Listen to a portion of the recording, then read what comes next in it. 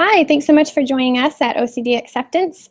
We have Chrissy Hodges with us today. Chrissy Hodges lives successfully with Pure O Intrusive Thoughts. She's a mental health advocate and public speaker on Pure OCD, stigma reduction, and suicide prevention. Chrissy works as a peer support specialist at Behavioral Healthcare Incorporated and Fort Logan Institute in Denver, Colorado. She is a trainer for Colorado Certified Peer Specialist Training, and she hosts a weekly radio podcast, Mental Illness Matters, featuring individuals living successfully with mental health illness. Chrissy is a CBT ERP coach for effective OCD treatment, and she is a presenter at the Crisis Intervention Team training for the Denver Police and Sheriff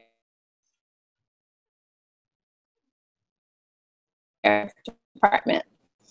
I know Chrissy personally, and I'm just with us to speak to us about help us get educated on this specific topic.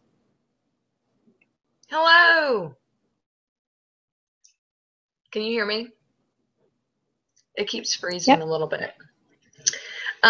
First, I wanted to say that I can see you and hear you. If you hear snorting, it is my French bulldog sitting next to me. Here, let me just show you. Here he is. This is him.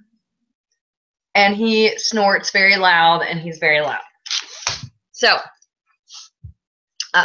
did I just mute? Okay. Can you hear me? Yes, I can hear you fine. Okay. There's a little bit of a delay. So that's why I keep asking. Okay. So tell me what you want to talk about.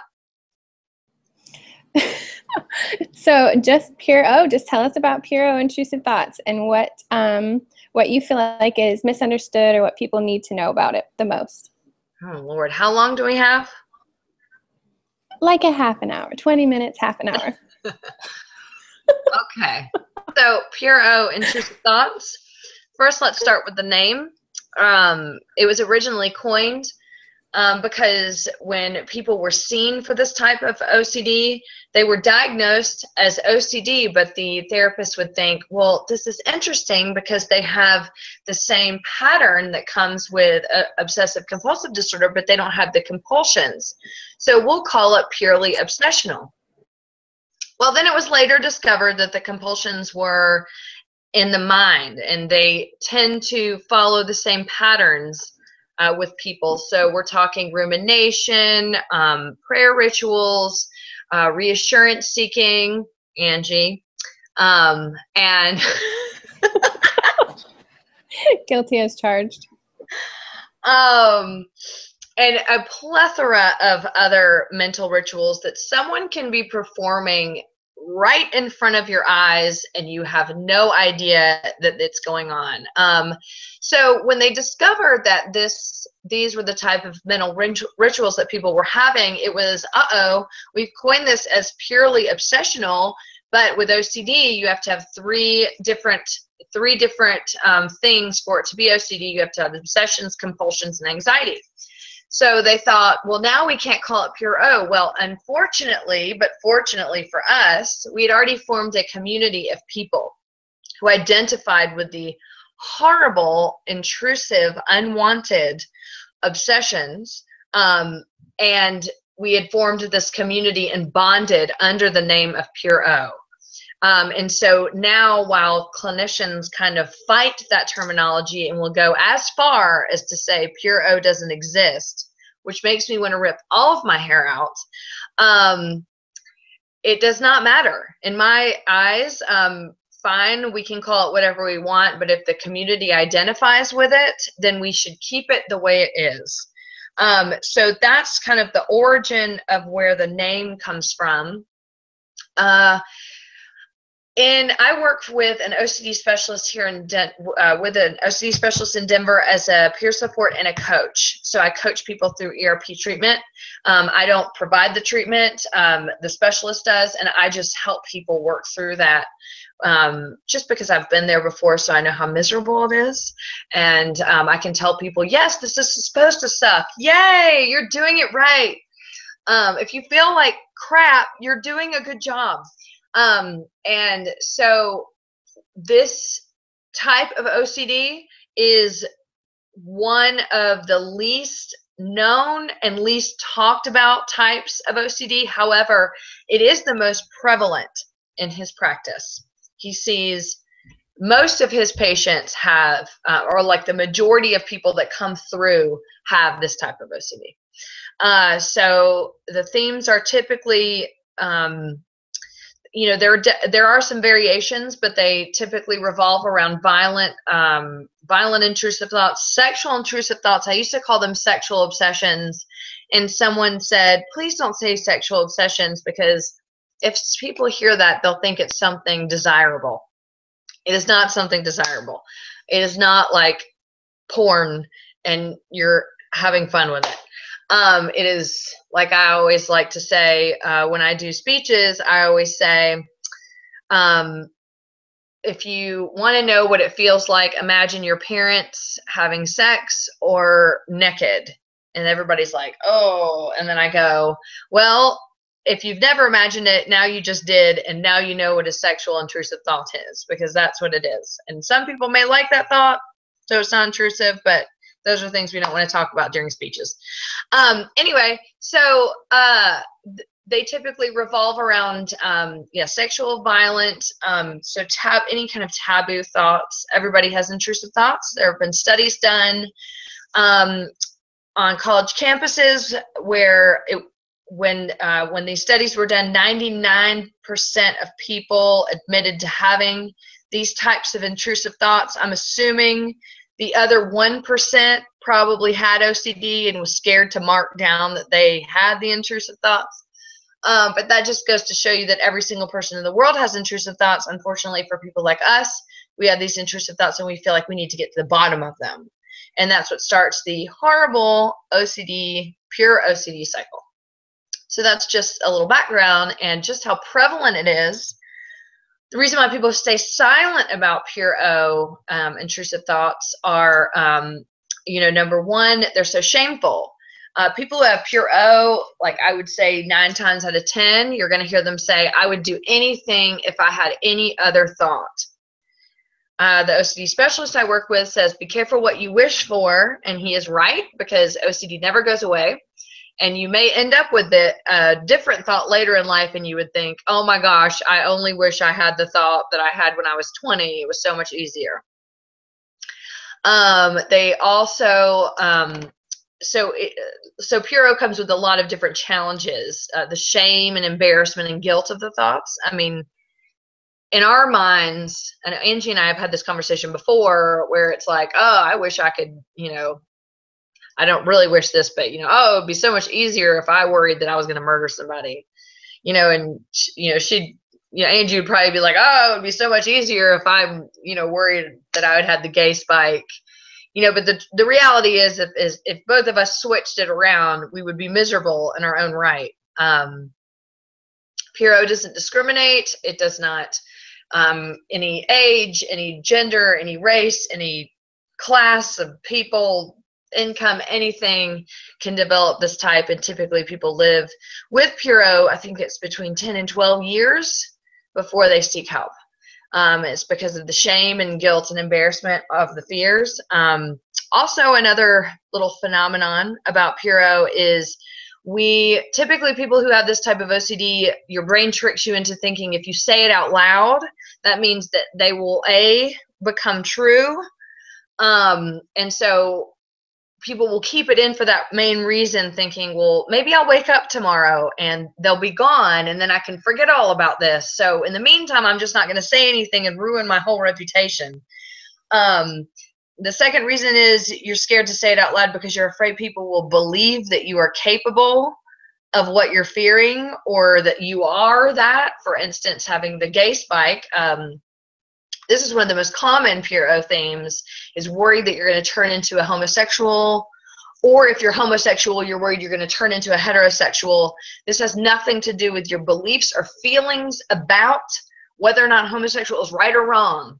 It is simply just an idea that comes in your head.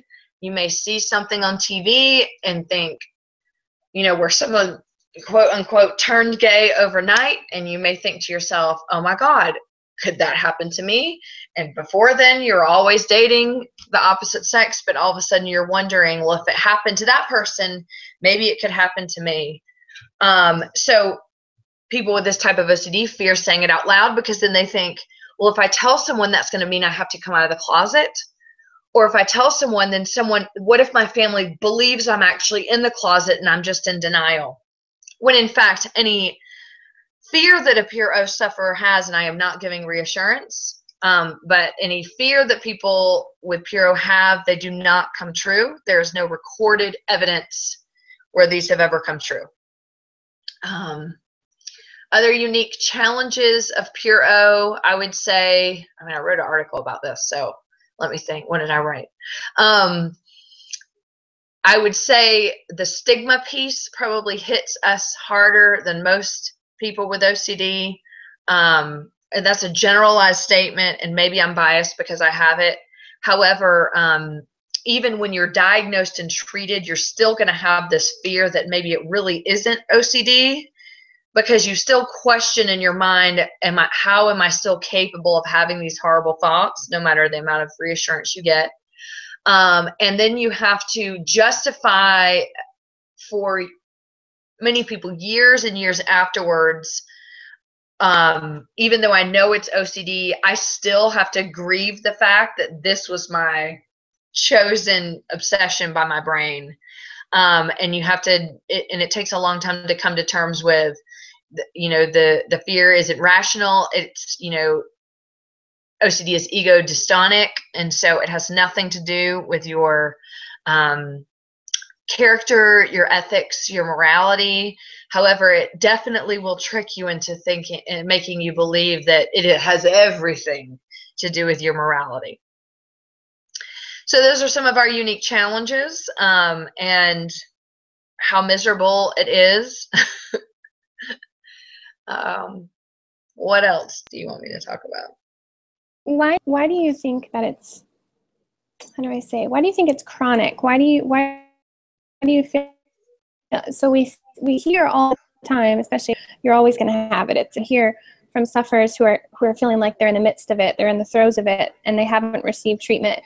They feel kind of hopeless. Like, if it's chronic, what's the point? What is recovery? I guess, what does recovery look like, and why is it chronic? Well, I think that chronic has a, I think the word chronic gets a bad rap. There are many chronic disorders out there, and there are many physical ailments that are considered that as well. Case in point, diabetes. However, people live and manage and have fulfilling and long lives and die from things that aren't diabetes. But I think that the way that I look at the term chronic means it's serious and it's not going to get better if you don't make the decision to manage it. Now, people with mental illness, we have an added barrier, which is stigma. So that means we want to live in denial for so long, and we want to live in this space and think, I am an intelligent individual, I can outthink this. And so I think that we have a disadvantage when it comes to the word chronic, because we tend to our egos get in the way, and that's not a reflection of who we are as individuals. It's a reflection of the way society views mental illness. I think that our egos get in the way of really going, hey, I need help, and this is spiraling out of control. A lot of that has to do with perception. I like to use the example of, I will walk out the door and my brain tells me it's cold outside. And so I put a jacket on and I'm like, thank you, brain. Yay, I'm warm. Well, the next day I walk out, my brain tells me I'm cold. Okay, I put on a jacket, but then I walk back in the house. I look at my pup and I think, what if I stab him? How am I supposed to think? Well, my brain just told me that it was cold, and my brain just told me I may stab my animal. How am I not supposed to know that my brain isn't right when it just told me a correct fact over here?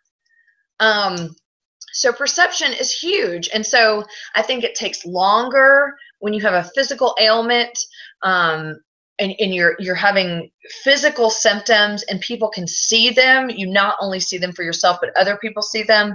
When it's mental, we just want to resist seeing them, but also it becomes part of our reality. That's why when you're encountering people with psychosis and you say, what you see isn't real, this is, this is a delusion, what do you think those people are going to say to you? They're going to say, F off. Why? Because that is their reality. They really see things in the room. They really hear other voices. And so to tell someone that their reality isn't real is very damaging, and it's very hard for us to understand. So I think that that's another one of our disadvantages. I think it becomes chronic when we live in that state of denial and that personal stigma for so long that we become victims, or when we just aren't willing to take the risk or take the chance that something or somebody else can help us, which is unfortunate because that happens with OCD. The therapy is very, very difficult, and you have to be willing to risk everything in order to get that therapy. And typically it's, you have to be willing to lose everything. Unfortunately, I think some people have already lost everything once they get to that point, and that's when we lose lives. I can't remember the other piece of your question. You said chronic. It's chronic. And what does recovery look like for somebody with Pure O? Oh, okay. So recovery looks different for everybody, which is very deceiving for people, because people think of recovery as, oh, look, I'm done and the world makes sense and my OCD is gone. That's not a reality. And for most chronic illnesses, physical and mental, in order to live in recovery, you have to accept that this is not going to go away. Even you could go years and years and years without symptoms. I mean, hell, you could go the rest of your life without, significant symptoms that are unmanageable.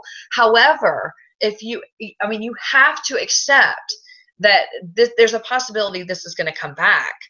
Or you have to accept the severity of it and the impact it's had on your life. Or, in my opinion, then, recovery is just a distant, it's in the distance. But recovery looks different for everybody. That's not to say that everybody cannot live whatever dreams and goals they want in life. This is what I do, in my job, is if the person I'm working with a major mental illness, including OCD, says, okay, well, this is what I want, then okay, whatever you want, I'm gonna support you. And so, but people have different goals depending on their socioeconomic background, depending on their level of happiness or where they want to be in life. So everybody has to just define success. The key piece that people don't know is that even with a mental illness, like, your level of success can be achieved. The system is set up to tell you that you cannot achieve it, because historically we've looked at people with mental illness as, oh, well, this is what you have now, so this is what you can look forward to, and this is how you need to shift your goals. And that's such bullshit. Bull crap. Some of the most brilliant people that have come through have mental illness, come through and made, that are historical figures. And so for us to put a label and for us to put, barriers up for people, is it's a tragedy. So recovery, I think, in my opinion, what that looks like, that may have gone a little deeper than you wanted it to, but I'm very passionate about that topic. But I think recovery is whenever you get to a point where you can live and manage your symptoms, and live in a state of acceptance, and dump the shame and the guilt and the embarrassment. Now, I'm telling you, it's not that the shame and the guilt doesn't go away that it's not there, or that you have to wave the mental illness flag. but recovery definitely is a place where you get to, okay, this is what I have dealt with. This is what I have. However, there isn't a spot where Chrissy ends and OCD begins, and there isn't a spot where OCD ends and Chrissy begins. It is just part of who I am. And I think it takes a very long time for people to get there, which is distressing. You get diagnosed with a mental illness and it's going to take a long time to get to a recovery. People get really scared and they think that means, what, I'm going to feel like this forever? No, it's going through the motions of mourning the person that you thought you were going to be without a mental illness. That's probably the best way I could put it. Yeah, that's perfect. I love the way you said it's just who you are. It's a part of who you are. I think we try to run from that, especially when we were first diagnosed. It's not what we don't want to accept that this part of us is a part that's shameful. And, you know, I hear the growling. I know. I'm sorry. I just had to wake him up. He was snoring. So I've been asked a lot, especially on Friends with OCD, the page that I run, what is Chrissy Hodges' story? What does, if you could give a short summary of just maybe a little bit of your suffering, but mainly what recovery looks like for you? Girl, you just asked me for a short story. Do you know me? I'm just kidding. Okay. What does recovery look like for me? Okay, so I'll just briefly, I'll tell my hour-long speech that I give to the Denver Sheriff's and Police Department in about 5 minutes. Let's see. So I grew up, so I developed OCD when I was 8. And we're talking, I was a normal everyday kid. Like I played Atari, I played outside on my bikes, I was social, I was normal everything. And then everything changed in one day. I went to school. I developed anxiety one day when a kid threw up in class. I had thrown up before then. My sister throws up all the damn time, still does. People thrown up in the classrooms before. I'd never had an issue with it. And all of a sudden on this particular day, it was, it just something happened and something changed, and my OCD hooked onto someone being sick in the classroom. I developed my first ritual that day, which was a breathing technique. It was breathe out, breathe in for a specific amount of counts, and that helped me to alleviate all this horrible feeling that was going on in my body. The rest of the day, what happened, it was almost like I kept thinking, oh my God, if I could just go back to yesterday. Everything made sense yesterday. I mean, like the day I could remember, like I can remember everything about that day at 8 years old. And all of a sudden everything, it was like the world like pulled out from me and I honed in to everything that I thought I could control, which was the development of my rituals.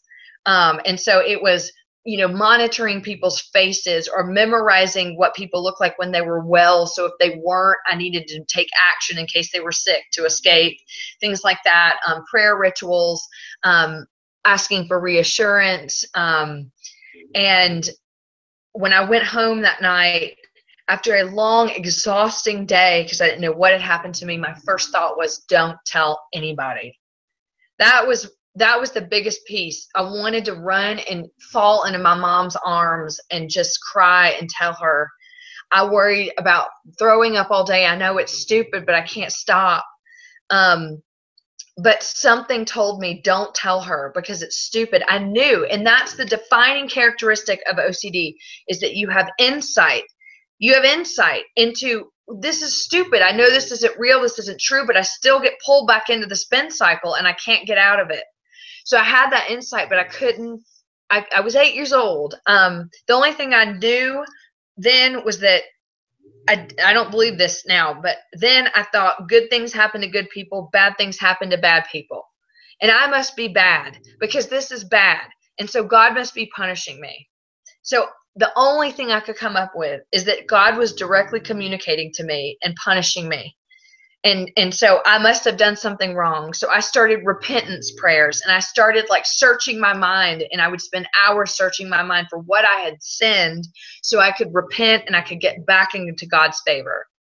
And so this is another reason why I didn't want to tell my parents, because my dad was a minister, and I thought, what if my parents found out that God is punishing me, that I was so horrible of a person that he directly punishes me? And that would have destroyed my family. So I didn't tell anybody.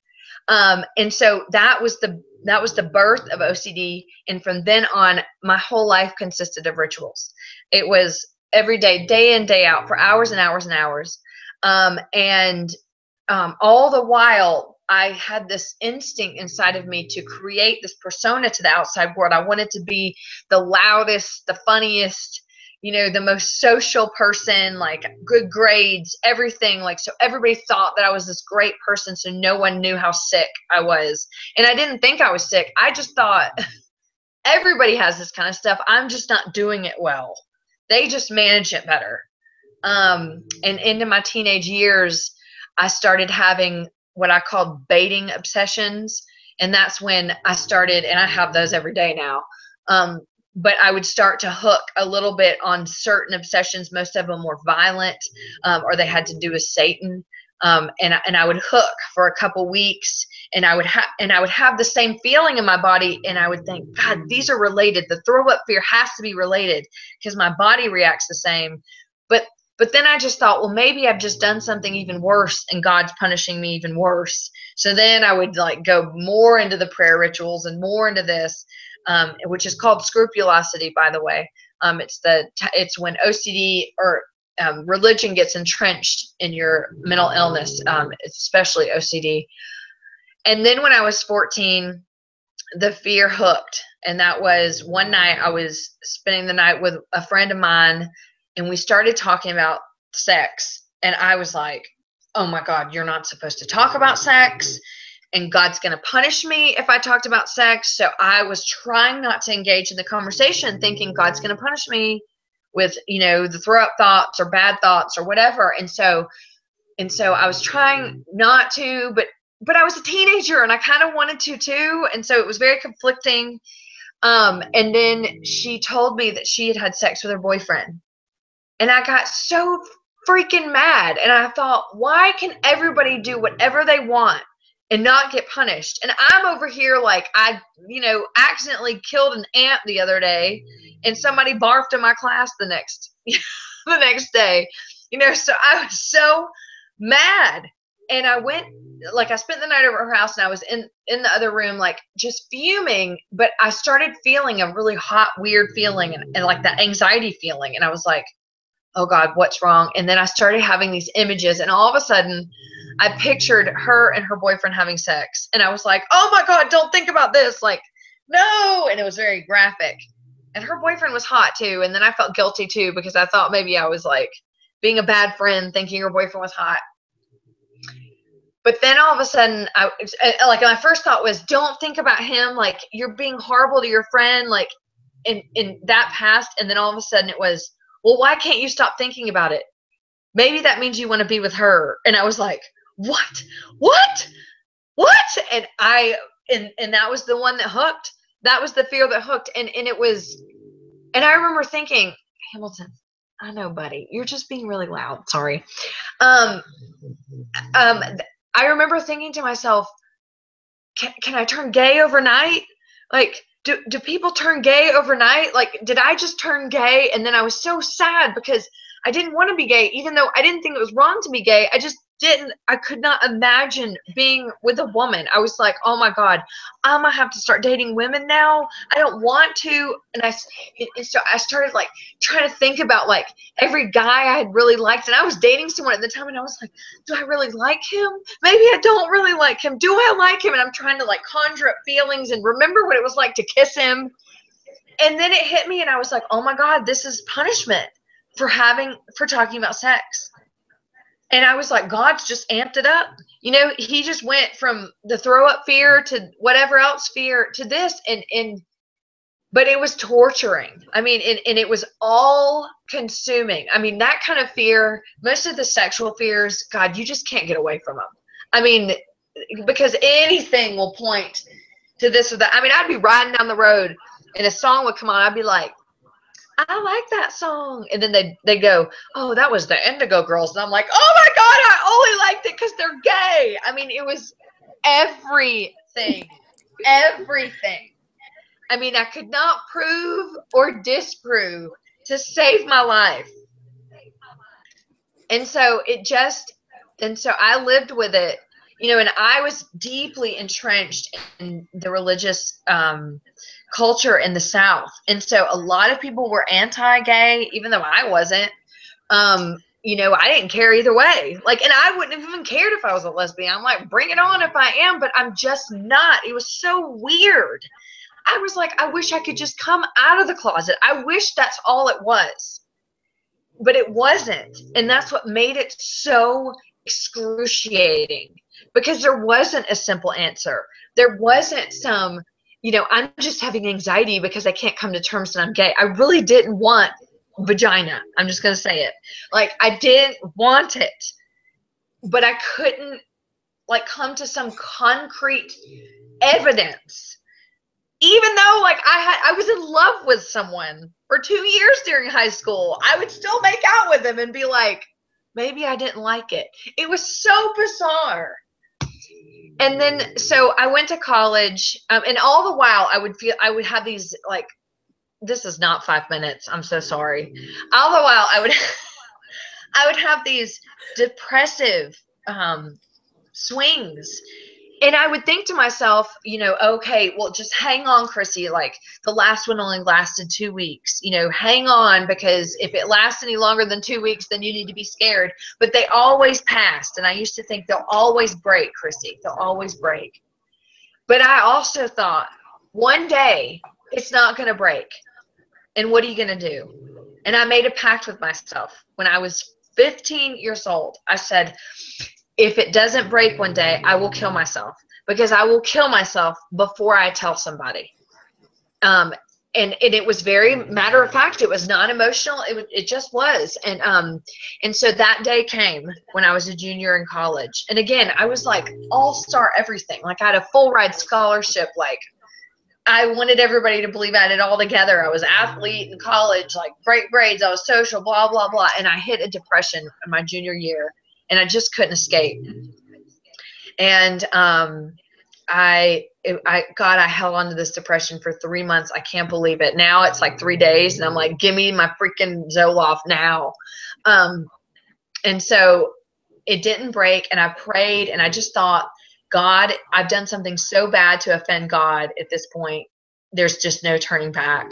And I went home for Christmas break, and I made this, like, there's so much more of the story, but it will get so long. But I made this pact with God one night, and I just said, God, if you want me to die, it was almost delusional. Like, I was communicating with God, and I was like, if you want me to die, you'll wake me up before 5 o'clock, you know, when my alarm was supposed to go off. Will you stop snoring, baby? But if you don't want me to die, then I'll sleep through the night. You know, of course, I woke up at 2 a.m., you know, and I'm like, oh, look, sunlight. Oh, no, it's moonlight. You know, and so it was just like clockwork. I was like, okay, then it's time to die.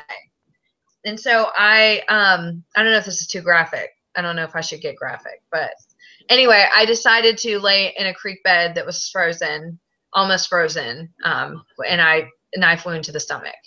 And so I laid there for like an hour. And, you know, I think that I was so, like, when you're suicidal to the point where there's no turning back, you, like, even if I could feel fear, it would have been a reason to live. I mean, I was so numb and so miserable. I didn't care about the consequences. If I were to go to hell, if you go to hell, I didn't care, because a physical hell would have been easy compared to what I had been living through for 12 years. But then a funny thing happened. Like, I was there for an hour, and it was almost like I took control of my brain, or like I'd finally taken control. Like, I made the decision, you know, my brain didn't make the decision, I did. But in that control gave me like this little flame of hope. for some reason, and laying there in between convulsions, because hypothermia ain't no joke, I would, I finally just thought and I'm not very religious anymore, but in the moment I thought, if there is a God, would he really be directly punishing me? And I had that weird thought, and I thought, oh no, like, what if I'm wrong and there's something else? And that was enough to motivate me. And I crawled. I mean, seriously, I crawled to the nearest light. It was like 4 a.m. And these people opened the door and they let me in, and I was just a hot mess, blood and mud and everything else. And ironically, the only thing that saved me from the knife wound in my stomach was the hypothermia. I was too cold to bleed out. So it was a miracle. Then I went to the psych ward, and I was diagnosed with OCD within like 2 days. And he was like, well, this looks like OCD, but it's weird. You don't have any compulsion. So of course I was like, I don't have it, but who cares? Prozac, because Prozac was awesome.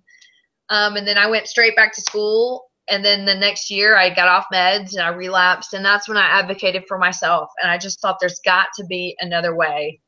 And I searched on the internet for 2 days, because this was 1998 internet. And I found Dr. Stephen Phillipson in New York, and he is an expert on Puro, and they had stories just like mine. And I was like, oh my God, I'm not a freak. I'm not an alien. And I signed up for ERP, and I didn't even know what it was. And I didn't have time to research it. I was just like, whatever you do, I don't care. Like, this is life or death. It's either this or I'm going to kill myself. I'm going to really kill myself this time. And we got into it, and I, within 3 months, completely eradicated the sexual obsessions. So, but that wasn't even your original question. What does recovery look like for me? No, that was huge. That's amazing. All the stuff that you've been through is like, I think people need to hear it, and I'm thankful that you have the courage to share it. Well, it took a long time. I mean, it was after diagnosis and treatment, I spent 13 years in silence, just ashamed and guilty and angry, and I'm not worthy. I don't deserve a good life. Just stuck in the misery of being mentally ill. And then I relapsed in 2011, and I was like, I'm so sick of feeling ashamed and hiding from this illness. I'm so sick of it. Like, I'm going to start screaming it out loud. And if people don't like me, then I don't want them around me. That's right. And that's when I learned how to public speak, and things just kind of, and the more people that I met, like you and other people, the more people that I met that I knew lived with mental illness and could identify with what I went through, the farther it pushed me in recovery. And I used to think it would be the opposite, that if I told my story out loud, people would abandon me and they would judge me. But the truth is that it does the opposite. You just have to have like a smidgen of courage, like just to decide to speak out, and the impact, it's life-changing. There's just like this quote at We Own a Zoo or whatever that movie is, and it's just like, all you need is one moment of courage. That's all it takes. And it really is, because people don't judge you, and the ones that do are they're usually just scared. And so it's an opportunity to educate. That's the way that I look at it. The people that really judge me because I have a mental illness, I'm like, okay, well, let me tell you about it. Let me tell you all about all the other cool people I know that walk around with mental illness every day and suffer in silence because of people like you. That's right. So for you, what does recovery look like, and what do you do to not, I guess not ensure that you don't have a relapse, but what kind of maintenance things do you feel like are paramount so that you continue to maintain, a healthy mental environment? Okay. So recovery for me, to be honest with you, before I was diagnosed with OCD, I never thought that I would live past the age of 25. I mean, I just always thought, okay, it's inevitable. I'm going to kill myself. And then once I was diagnosed and treated, I never thought I would be able to live a life that I was proud of, or that I felt like, I never thought I would be living a life where I felt like a productive member of society, or someone that should or could be respected. And that is the problem with our system, that we would even allow people with mental illness to ever think that.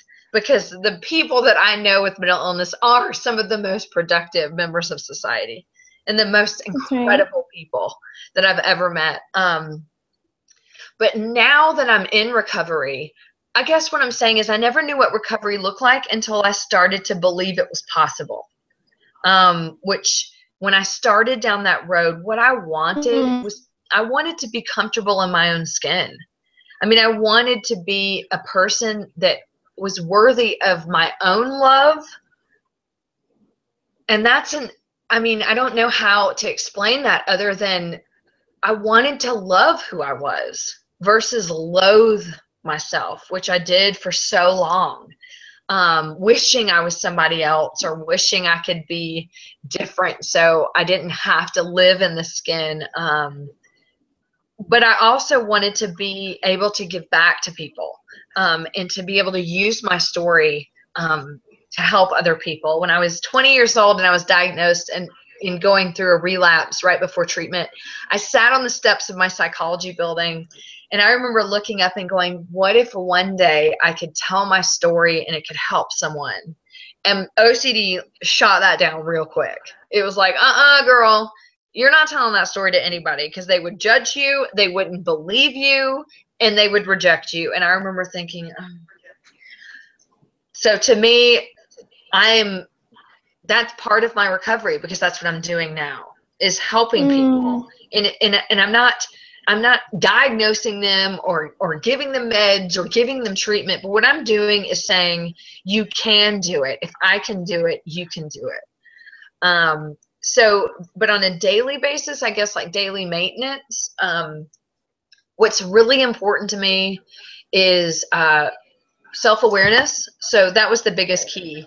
Understanding understanding that symptoms can happen, they will happen, and what they look like when they happen. So I always wanted to believe that I would just, grow out of it one day and it would never happen again. But knowing that I could wake up tomorrow and be in a full-fledged relapse actually pushed me into recovery, because it makes me more aware. It makes my support system more aware of what to look for. And so self-awareness is huge.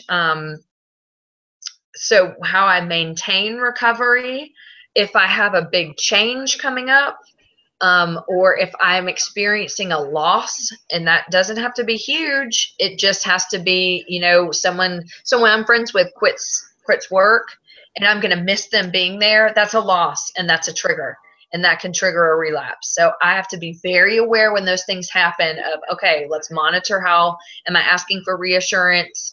Am I ruminating? Am I spending too much time on worrying about things that are irrational? My support system, like Sean David, my friend Jody, my friend Mike, they know what to look for in my speech and depression, stuff like that. Suicidal thoughts. When I get suicidal thoughts, I'm definitely in a relapse. I don't get scared about them. They're just a symptom, but I know that's when I need to get help. Coping mechanisms every day, eating really healthy, which is basically to maintain my physical health. Because if my physical health is good, then I feel okay about the mental health. Exercise is humongous. Making sure I sleep.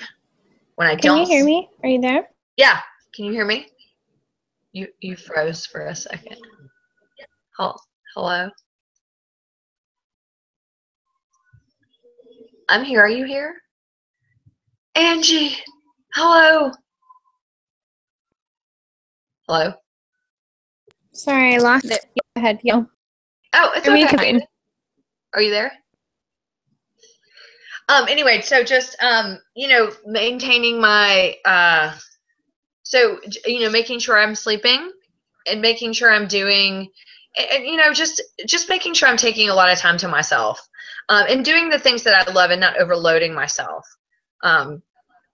That's kind of that's how I maintain. And if you notice something coming up,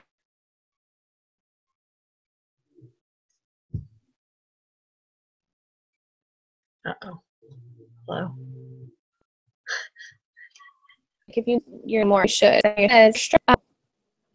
Okay, you're in and out a little bit.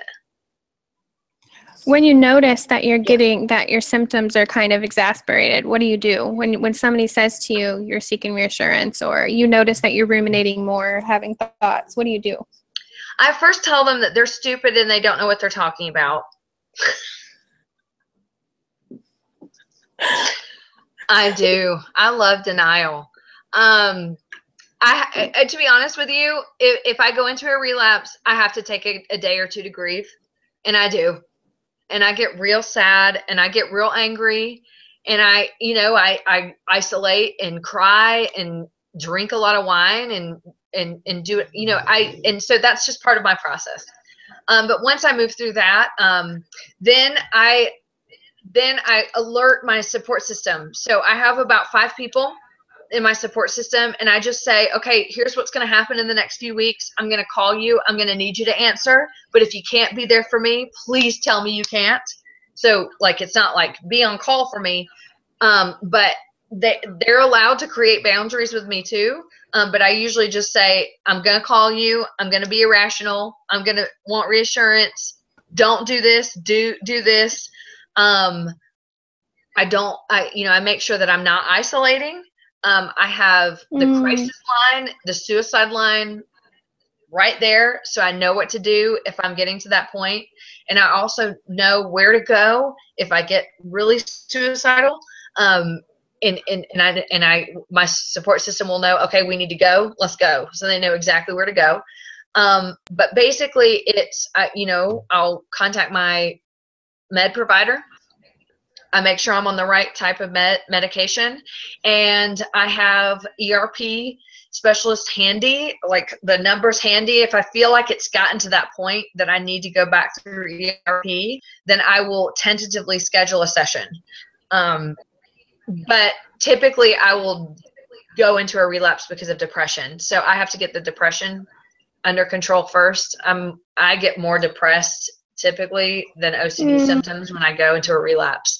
So I have to manage that first. And once the depression is managed, then it's on to, okay, do I need to get therapy for OCD? Do I need to go back through ERP? What do I need to do? But it definitely is high alert, and my support system is a big piece of that. And I have great people in my life. I'm so lucky. That's so nice. I know a lot of people who don't have support systems, especially when they're suffering. So I feel like you're really lucky in that way. And support groups on Facebook are nice. They're kind of a nice supplement as far as that goes. I mean, nothing beats real life stuff, right? But yeah. Well, and I mean, I think that another advantage, and if anybody is listening here and you're new and young in OCD, I don't want to come off as like some veteran or anything, but like the older you get with OCD, it doesn't get easier. The symptoms never get easier, but managing it gets easier. And the reason why is because you have experience behind you. I mean, when I am falling into a relapse, I know, okay, I'm going to be okay in 21 days, 21 to 23 days. Now, that feels like a hell of a lot of time. However, I at least know it, and I can gauge it based on past experience.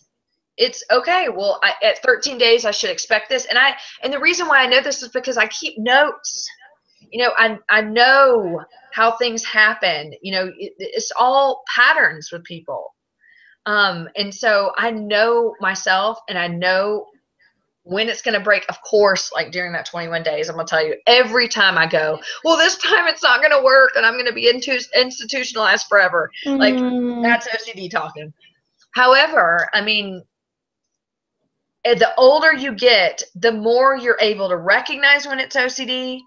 And I don't mean the older like old, but the longer you are in your disorder, you just start to know, okay, you start to decipher what's OCD and what's not. And then, okay, it's time to take the next step. Okay, it's time to do this. And so, yeah, so it sucks. The only thing I can say is take notes and be mindful and just be patient. And, you know, I don't envy people that are young and the disorder. I mean, it's a tough place to be. But it does get easier to recognize and to accept when you get farther along in the disorder. You know, I live relatively symptom free.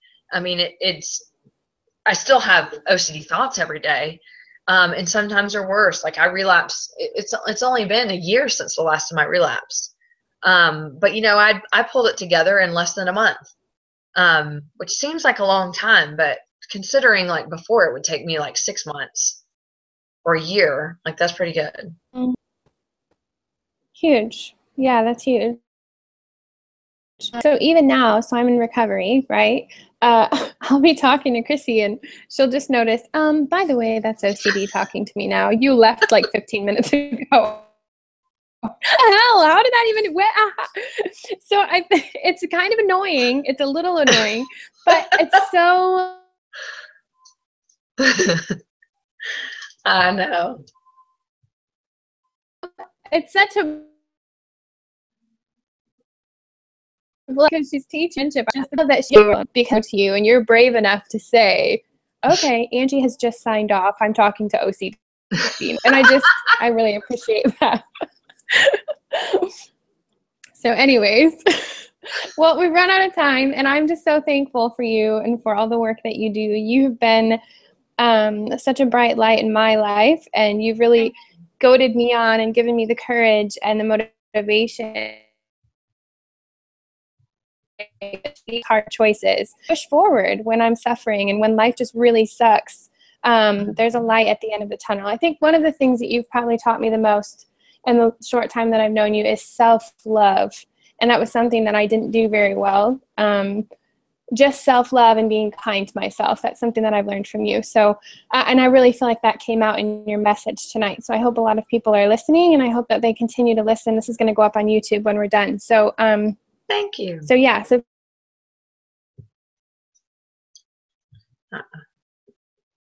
Thank you. Sorry, I lost you a little bit, but there we are. Okay, can you hear me? Can you? It just keeps freezing a little bit. Because I live out in the woods and I have really bad internet connection. Well, thank you for having me on, and I hope that anything that I've said, it can resonate or help anybody. Feel free to reach out to me if you, especially if you've dealt with some of the things that I have, at ocd.chrissie@gmail.com. And Angie, it's been such a pleasure to get to know you. Like, I just feel like we're like sisters, and can't wait to meet you in person finally in a couple months. But I'm just so grateful to have you in my life now. So thanks for having me on tonight. Well, thanks for tonight. All right, thanks. Bye.